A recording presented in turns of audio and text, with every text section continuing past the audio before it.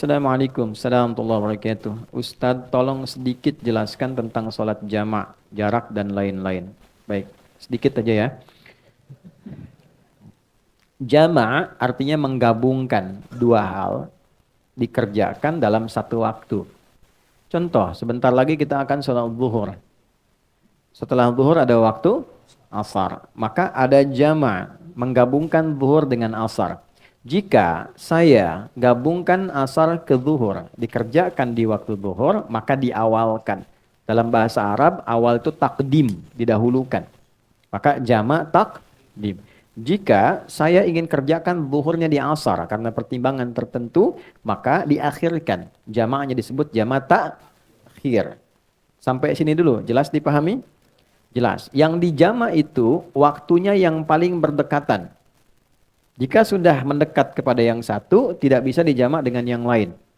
Contoh, zuhur dekatnya ke apa? Asar. Ya kan? Maka zuhur pasangan jamaknya asar. Karena asar sudah dengan zuhur, maka asar tidak boleh dengan maghrib. Jelas? Maka maghrib dekatnya kemana? Isya. Maka maghrib boleh dijamak dengan isya. Baik takdim ataupun takhir. Subuh bagaimana? Subuh itu menyendiri. Karena itu jauh ke isya, jauh ke zuhur. Ya, jadi nggak bisa dijamak. Saya pengen jamak subuh dah sekalian tahajud ntar gitu kan, nggak bisa.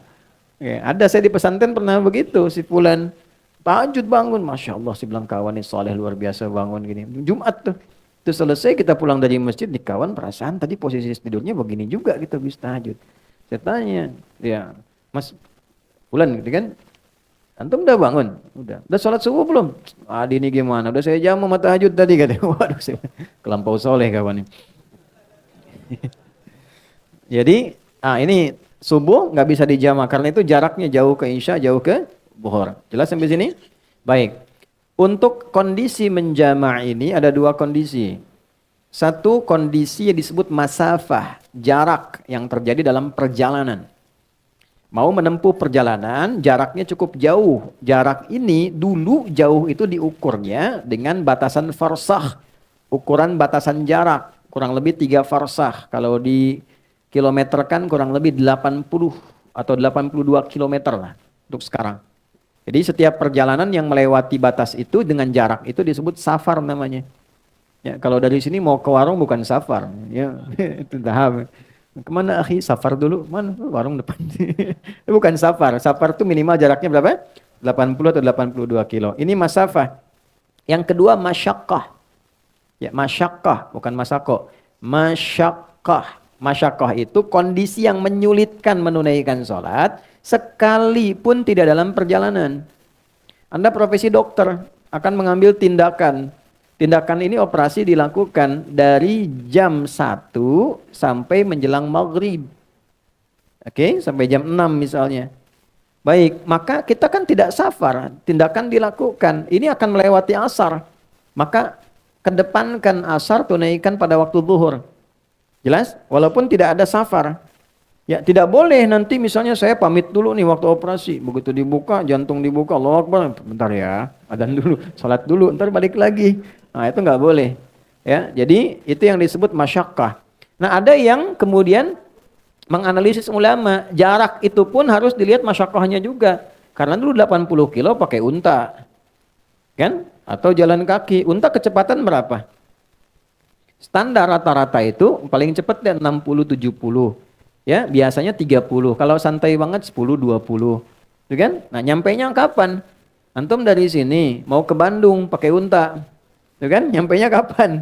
Gitu kan? Tapi kalau Anda gunakan kendaraan kan bisa lebih cepat. Kadang-kadang tiba lebih cepat dari sebelum waktunya. Maka ada ulama yang melihat tetap masyaqqah itu didahulukan daripada masafah. Jadi kalaupun jaraknya ada, tapi masyaqqahnya tidak mendukung, ya tetap yang didahulukan adalah kadar kesulitannya. Tapi ada ulama yang tekstual, yang penting jarak, kalau sudah terpenuhi ya sudah, hadiah dari Allah. Gitu. Nah, ini tinggal silahkan aja dalilnya ada, mana pilih yang paling gampang. Ya. Ada lagi kondisi yang tidak ada masafah, masyaqqah juga ringan, tapi kondisi cuaca. Misal Anda biasa ke masjid nih, ya. Jamaah, maghrib sudah ke masjid, tiba-tiba mau isya, hujan besar begitu, geledeknya di mana-mana, ya kan? Nah, itu boleh dijamak seketika juga. Jamak sama dengan isya. Lalu pulang, isya nggak ke masjid lagi. Itu sudah masuk, itu sah, boleh dilakukan. Itu ada hadisnya juga yang tersambung dalam riwayat Madzhab Maliki itu dijelaskan dengan sangat detail. Kemudian, kalau zuhur berapa rakaat? 4. Asar berapa rakaat? 4. Kalau saya jama, dahulukan asar, takdim ke zuhur, ditunaikan 4-4. Maka disebutnya namanya jamak kamil. Sempurna. 4 rakaat. Jelas ya? Yang kedua, ada kondisi, ini saya sedang nunggu nih pesawat. Saya mau berangkat. Sudah di Halim atau di Soekarno-Hatta, nunggu. Kalau saya paksakan 4, saya ketinggalan pesawat. Ya, maka apa yang terjadi? Ya, wa idza darabtum fil ardi falaysa 'alaikum junahun an taqsuru minas shalah. Quran surah keempat ayat 101. Tidak ada salahnya kalau engkau khawatir dalam perjalanan engkau mengkosor. Kosor itu mengurangi, memotong. Ya, dikurangi itu jumlahnya mesti genap, harus selalu genap. Jadi yang ganjil nggak bisa dipotong, dibagi 2. Ya, zuhur jumlahnya berapa? 4, bagi 2 berapa? 2. Hasilnya harus genap, paling minimal 2. Boleh. Ya, maghrib berapa rakaat? 3. Bisa nggak dibagi 2? Tidak bisa. Jadi nggak bisa dikosor maghrib, nggak ada 1,5. Oke, subuh berapa? 2. Sudah batas minimal, nggak bisa dikosor lagi. Udah 2 dikurangin lagi gitu kan? Nggak bisa. Ya, dan akhirnya pun jadi ganjil 1 kan? Maka jumlahnya yang bisa dikosor cuma 3 waktu, zuhur, asar, dan isya. Nah, kosor itu ada yang sifatnya tunggal, ada yang sifatnya jama'. Misal, saya mau kosor nih, zuhurnya karena perjalanan, tapi saya nyampe Semarangnya bahkan sebelum asar. Maka saya nggak jama', kosor aja zuhur, nyampe di Semarang saya sholat asar. Kalau saya mau tinggal mukim, jelas? Nah, tapi kalau saya kondisinya memang di sana juga kegiatan, aktivitas, maka saya kerjakan sudah berangkat ke bandara, saya kosor, saya jamak dan kosor, gabungkan asar ke zuhur masing-masing tunaikan 2 rakaat. Saya hadir di sini mengajar, saya kan lagi pergi nih, safar, jalan. Di sini saya ikut dengan Anda mukim tinggal di sini. Maka zuhur saya jadi imam misalnya, saya tunaikan zuhur 4 rakaat, saya kosor asarnya 2. Itu namanya jamak kamil dan kosor. Ya, kamilnya untuk yang zuhur, kosornya untuk yang asar. Paham sampai sini? Paham ya? Nah, apalagi misalnya nanti karena permintaannya sedikit. Ustaz, tolong sedikit jelaskan. Nah, itu yang sedikit sudah saya